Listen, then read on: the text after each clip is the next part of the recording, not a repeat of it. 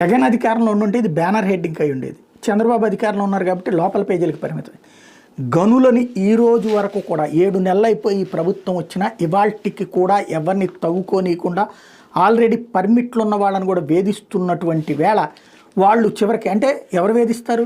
అధికార పక్షానికి సంబంధించిన అనుకూలమైనటువంటి కాంట్రాక్ట్ లేదా అధికార పక్షానికి సంబంధించిన నాయకులు ఏ ప్రాంతానికి ఆ ప్రాంతం మాది అంటూ అక్కడ ఉన్న వాళ్ళందరినీ అధికారులను అడ్డుపెట్టి వేధిస్తూ పిండుకుంటున్నటువంటి వేళ. ఇదివరకు అది వైసీపీ చేసినప్పుడు వైసీపీ తప్పని రాశారు, ఇప్పుడు వచ్చేటప్పటికి అట్లా రాయట్లేదు.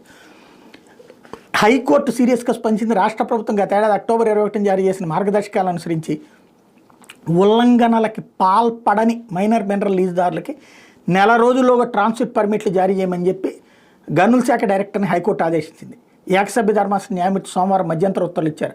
గత ఏడాది సెప్టెంబర్ 27 నుంచి వ్యాజ్యం పలుమార్లు విచారణకు వచ్చిందని, ఇప్పటిదాకా కౌంటర్ కూడా దాఖలు చేయలేదని న్యాయమూర్తి ఆగ్రహం వ్యక్తం చేశారు.